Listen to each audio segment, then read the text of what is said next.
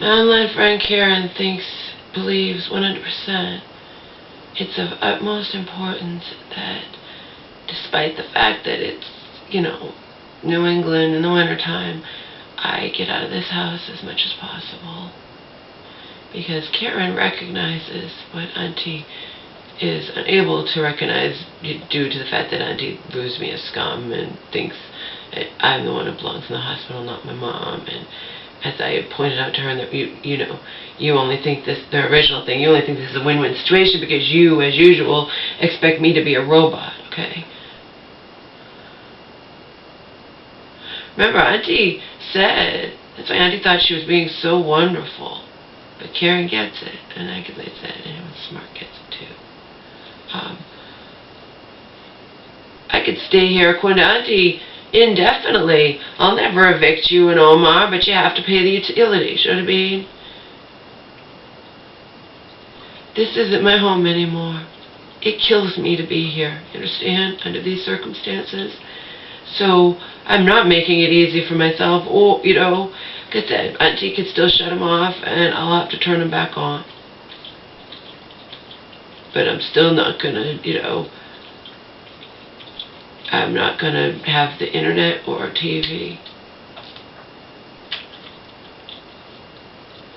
And that's because this is not my home anymore, and I don't want it to be even remotely, cushy for me, okay? But Karen's right on the money. For the sake of my mental health, I have to get out of this house as much as possible. Unfortunately, he's going to suffer, but,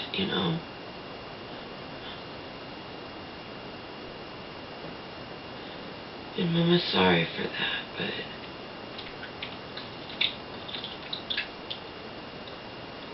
being here torments me.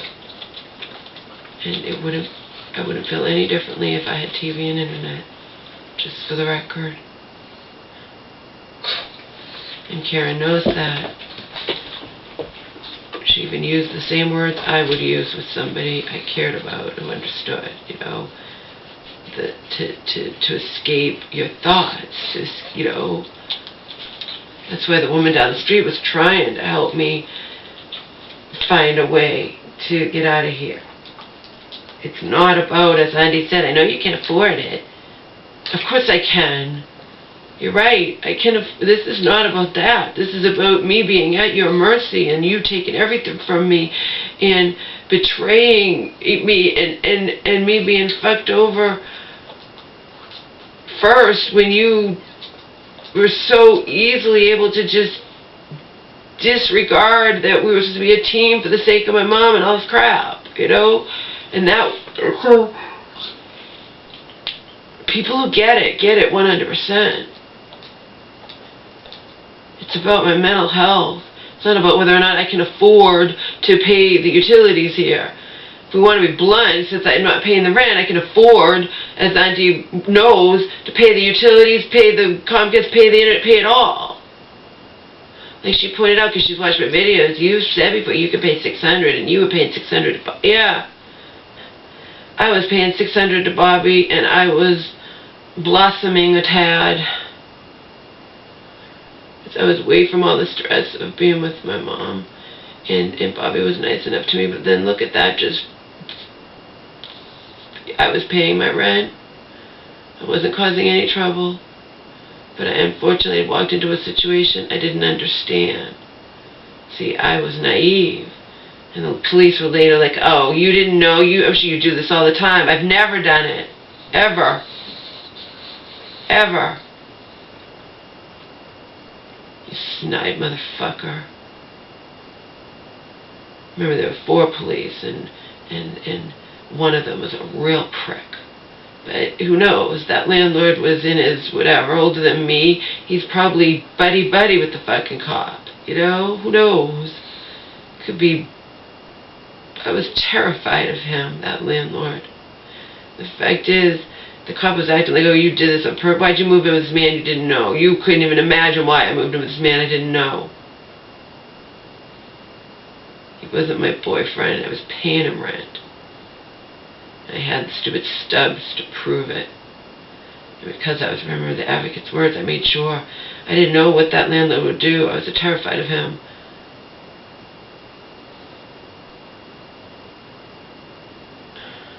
As Bobby was gone, Bobby left me at mercy.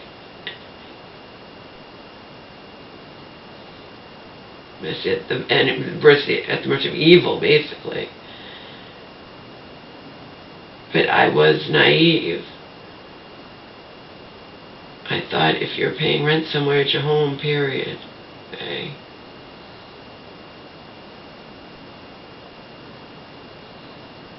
Then the bad cop, the total fucking motherfucking prick, was like, you were paying him $600 a month. How do you know he was even giving that to the landlord? Because I know he pays a lot to be here. I can see this place is huge. Of course he's giving it to the landlord. You know? According to his female friend, the one who originally got me to trust him, I would have never gone with Bobby, but she told me he's the nicest person in the world. Remember, I know where Bobby works. I had toyed with the idea of sending where he works, you know, something about what he'd done to me.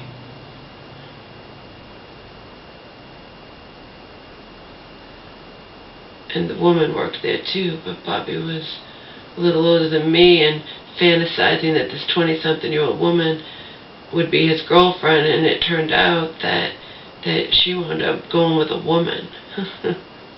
It served you right, asshole. And the woman that woman that he wound up with, I know that wasn't his first choice. I wound up meeting her once because he wanted me to. This would be his third marriage. He didn't really want to go with her, but now his landlord's kicking him out. He's got that dog, Max, remember? He's got the dog that's is a shepherd collie mix. Apparently shepherds are difficult. Landlords don't want them in apartments. That's right. And if he married that woman under those circumstances where I know he wanted that 20-something-year-old, and this was a woman who'd been his friend and probably was trying to get her clutches on him, but it's his third marriage, I bet it didn't work out. I bet it didn't work out.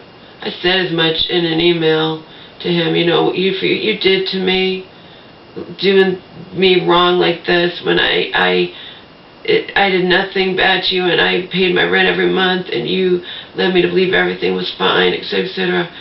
I hope you don't. I said, you don't deserve, you know, divine justice, like Joe says. You don't deserve to have your marriage work out, and she was your second choice anyway. You wanted that 23-year-old that was like more than half your age, less than half your age.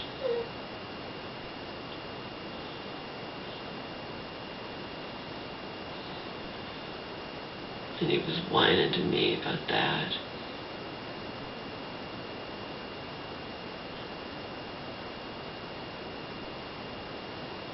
He showed me a picture of her too. Then the bottom line is, you're not some cat's meow, Bobby, and you're not, you know, you don't have the bucks or whatever. This 20-something-year-old is not interested in you. But when he first told me about it, I didn't know.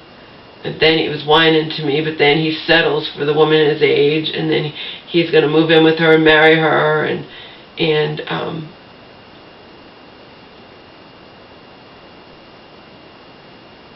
I don't think she ultimately appreciated too much my friendship with Bobby. Maybe she didn't understand why I was there, you know. Believe me, I was no remotely any kind of threat to her. I had no interest in Bobby whatsoever. He was a sweetheart, but, you know.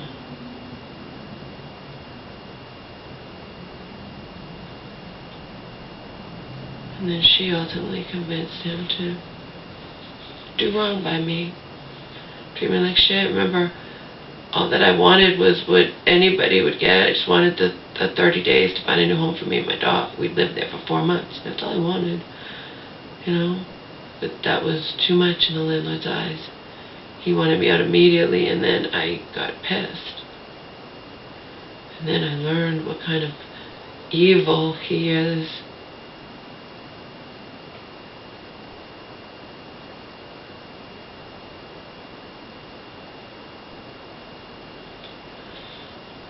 But anyway, back to the situation. I don't want to be here.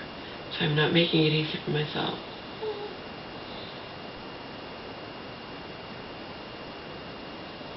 Auntie thought I would just go along with everything and be grateful that she's not throwing me out. And I know from before when the conservator took over and as guardian conservator, and I have a letter from her, don't worry. They'll pay everything, including internet, Comcast, whatever. They're going to pay all your mom's bills. You don't have to worry. Don't leave the house. They can't sell it if you're there. They'll never throw you out. No judge will evict you. You're disabled. No judge will evict you in the winter, blah, blah, blah. Okay? So I turned around and said, God, Auntie wants me to pay the fucking utilities, isn't even going to treat me the way she said total strangers. If the government took over, they would treat me, you know. But to her, it's like, she'll never, according to her. But again, you have to understand, A, I don't want to stay here. B, just because she says that doesn't mean she has to do it. She can get the utilities in my name and then still decide to evict me. But then, you know what I mean? Then I'm not costing her a fucking penny. And that's why I refuse to go along with that. At least not make it easy for her.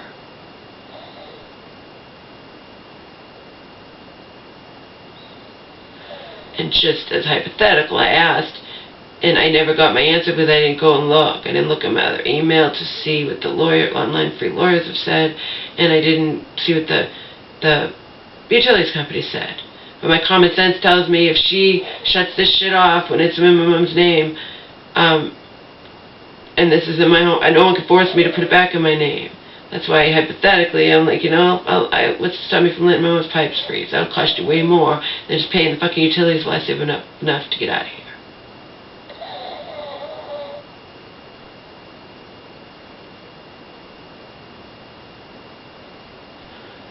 I said as much to the utilities company.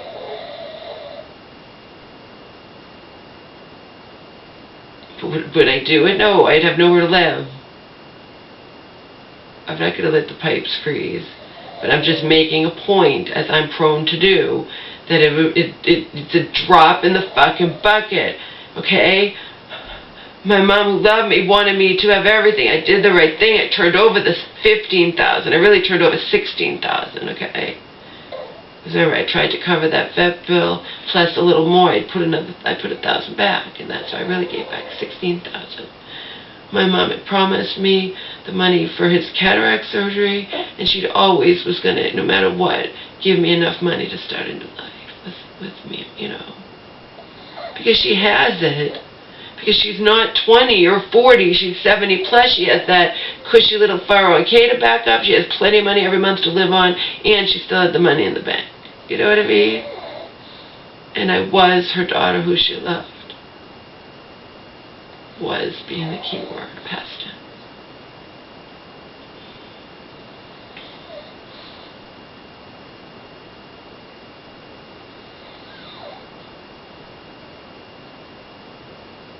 I walked to and from the library yesterday in a storm. Goddamn, my mom's red coat.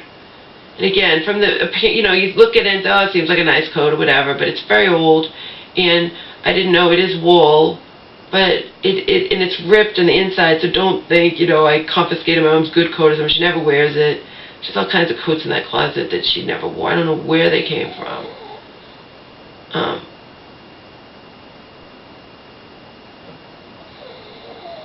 And my mom was getting heavier, and I'm sure she'll get even heavier and not fit into the coat, so it doesn't matter. She didn't give a fuck about that coat, but it ran onto my white thing. I took the coat off at the library, like, what's this red shit all over my white vest, that, you know, that Calvin Klein white vest that I like. It was the coat, it ran onto the vest. I don't know if that's going to come out. If it doesn't, that'll suck.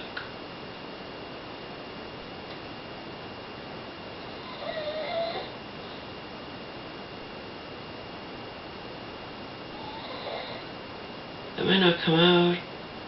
I'll still wear the fucking white vest with the red.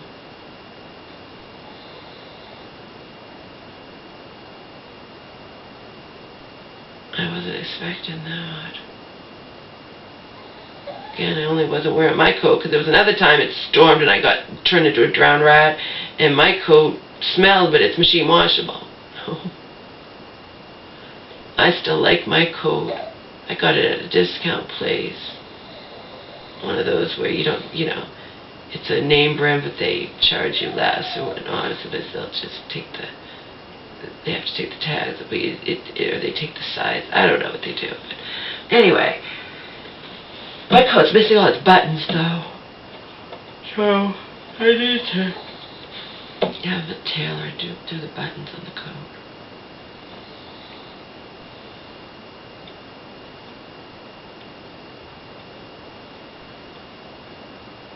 I'm not happy with that red coat I was wearing just as a, temporary thing. Putting red all over my white vest. I'm not happy about that. Especially if the red doesn't come out, then I'm going to be really unhappy.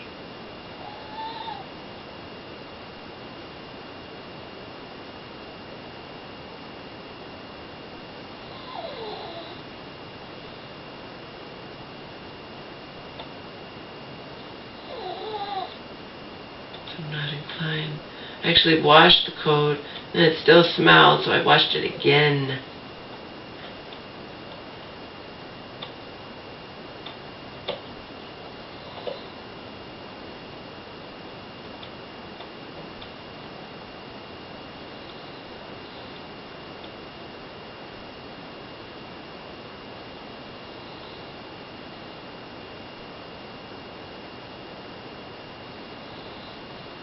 I had my 2 cups of tea Monday. I wish I was at 3. I had 2.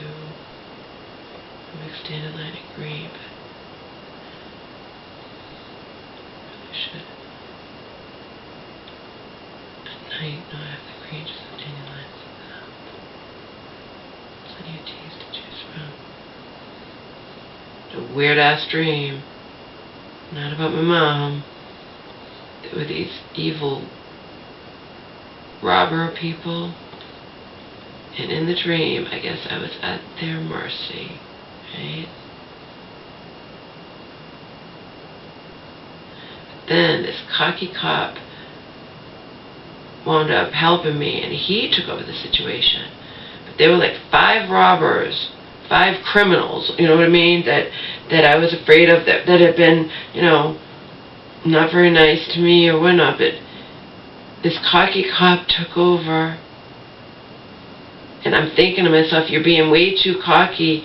I've seen in movies, you're just one cop. I know you have the gun and they don't or something, but whatever. And this was taking place like in a car or something, and he was being not very nice to them, but in my dream, I was watching, and I'm like, something's going to happen where the tables are going to turn, and it did. He was too cocky, and some old woman came by with 2 little dogs, and he was talking to her, and I watched as one of the criminals was reaching down to get his gun, and now me and the cop are both at these criminals' mercies because the cop was too cocky, And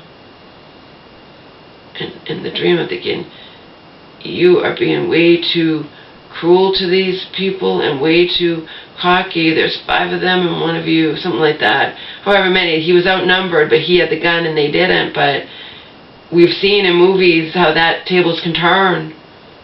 Tables can turn. You can be the one with the gun and someone can get it from you. And you could be really, really above and beyond, torturing someone or someone, and someone could get that gun from you and turn the tables on you and do it to you that you just were doing to them because you were so cocky. And that's what was happening in my dream. Fortunately, I woke up before the criminals could do anything bad to me, now that they had the power again.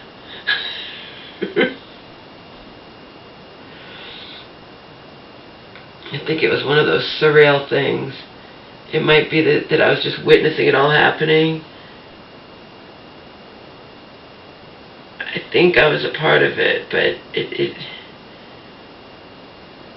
I don't remember exactly.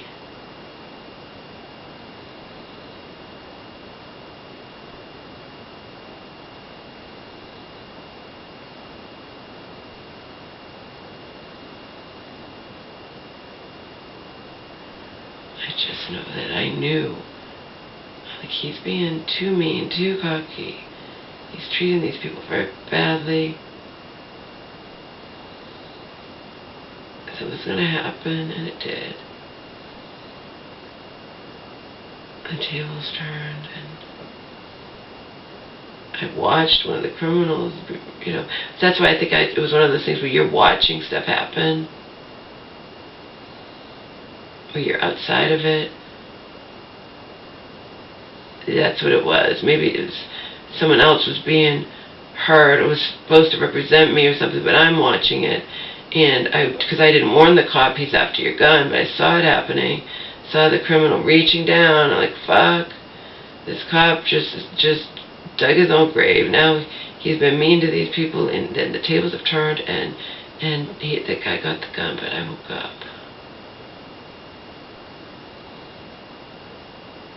Yeah, I couldn't have been a part of it. I was witnessing shit happen to someone else, I think. That experiencing vicariously, you know, one of those dreams where you're watching.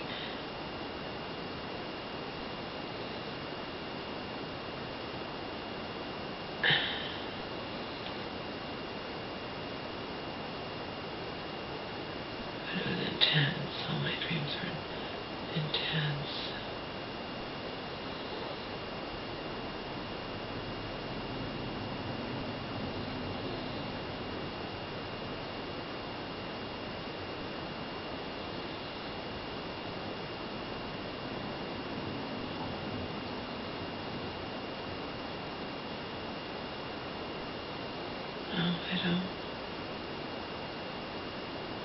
I don't want to be in this house under these circumstances, so, if I had the money, I'd be out of here in a heartbeat. So I'm not making it easy for myself.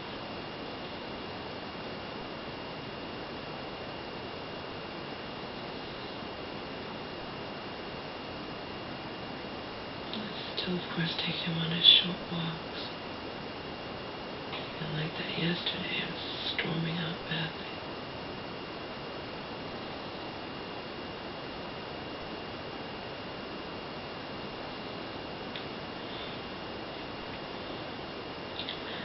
Now, if we wind up having a really bad winter, so Karen's like, you gotta try to at least get out of the house like twice a week.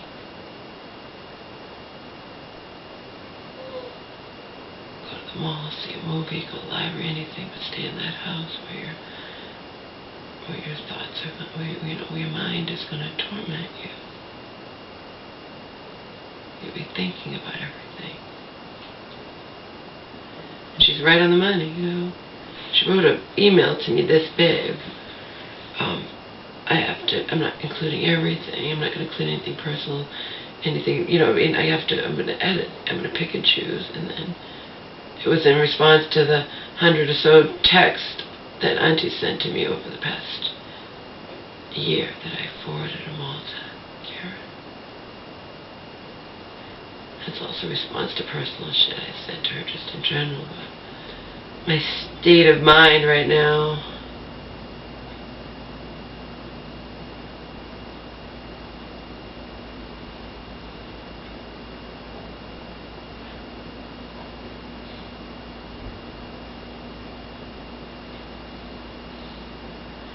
I think I want to go and tell the vet what happened. Of course I don't. Any more than I want to go and print out that shit to courthouse.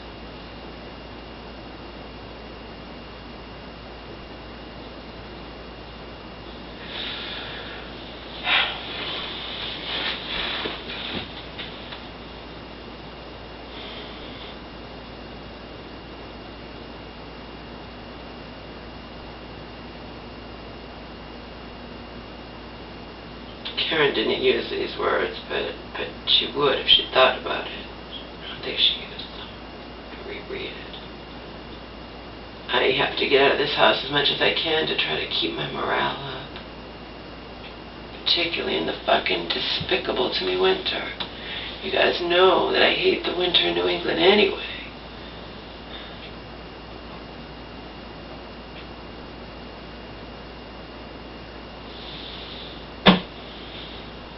You know, and my life hasn't completely unraveled at the seams in an instant, unexpectedly, you know. I hate the fucking winter in New England.